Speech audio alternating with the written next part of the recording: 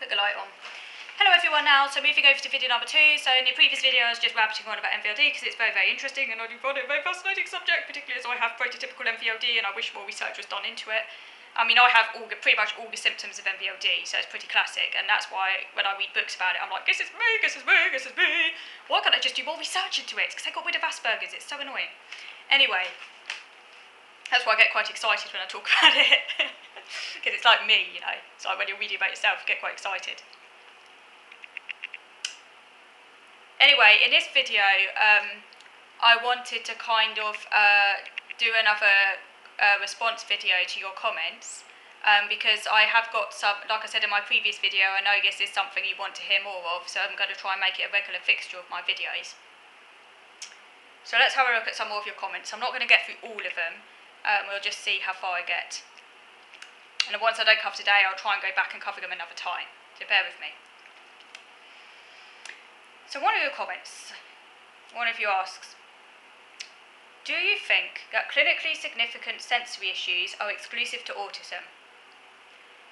So to answer that question in a nutshell, no, I don't think they're exclusive to autism. It is possible for someone to have clinically significant sensory issues and not to be autistic. There's actually a diagnosis for that called a sensory integrative disorder, or I think it's SID, sensory integrative disorder, I think, which is a diagnosis in its own right, but not many people have heard of it. I think it's in the diagnostic manual, and it's possible for someone to have severe sensory issues as a standalone diagnosis. Sensory issues also very commonly co-occur in other developmental conditions, particularly in ADHD. But in other developmental conditions as well, sensory issues are common. They're not unique to autism. They're not a defining feature of autism, but I don't think it's possible to be autistic without at least some sensory issues. So in other words,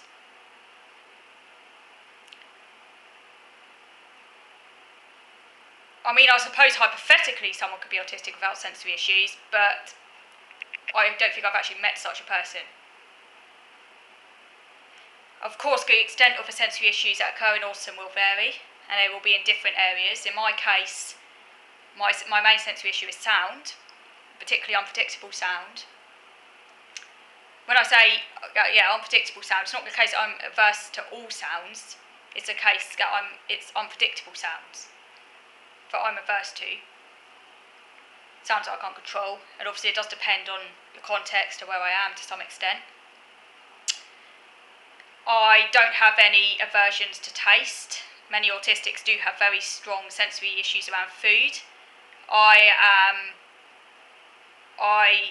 buck the trend there because food is my major interest and obsession and love and passion, as it's always been. I love flavour, I love food. You could say I'm a bit of a sensory seeker when it comes to food, but in a good way. So yeah, but it is very common for autistics to have aversion to taste and textures and be very fussy eaters. So I buck the trend there because I have a very cosmopolitan diet. I love my food. So for me it is mainly sound, but I do also have sensory issues around my feet are quite sensitive, so when I don't have shoes on I nearly always tiptoe walk. When I have shoes on it's fine, but I don't like having my feet touching the ground. They need to have something on them, either shoes or socks. I hate the feeling of the ground under my feet, so that's a sensory issue. I didn't even know it was a sensory issue until quite recently, because you know, when you think of senses you don't often think about those other senses, but anyway. And to some extent I'm sensitive to light, although not as bad as to noise. So to do with your question, you often hear people with ADHD mention that they have sensory issues, but they never seem as disabling as yours. So I'm not quite sure, because you don't say in your comments, are you autistic? Do you have a diagnosis of autism? Because I don't know if you do or not, so I don't want to assume you do or not, because you haven't said that. So if you are autistic, then yeah, it's kind of almost a given you're going to have some sensory issues. Obviously everyone's sensory issues vary. If you're not autistic, then you could still have significant sensory issues for other reasons, such as the fact you have ADHD. Obviously each condition will affect a person differently. So just because other people with ADHD don't have a significant sensory issues as what you do, doesn't make yours any less part of your ADHD, if that makes sense. If you think you might be autistic, then go and get that checked out. You know, go and try and get assessed or get put on a waiting list. There's no harm in investigating it if you think you might have it. But like I say, I don't know your situation, so I can't really comment. But it's certainly possible to have ADHD and to have very severe sensory issues, I would say, because they're not exclusive to autism. So the next comment on here, on the subject of ADHD. One of you who has ADHD and also OCD says that it was my channel. Sorry, I'll quote you in full, but you say, indeed, it was your channel that made me realise my lifelong difficulties were actually a thing. Executive dysfunction, and not just a character flaw. And this is what led to my assessment and diagnosis with ADHD. So I see that as kind of like a little bit of a compliment, so thank you for sharing that. I just think it's really nice that my channel encouraged you to go and get assessed. That's made me feel like really good, just knowing that I have helped one person in that way. I do see that as a compliment, so thank you very much. And I'm really glad that you've gone and got the right diagnosis.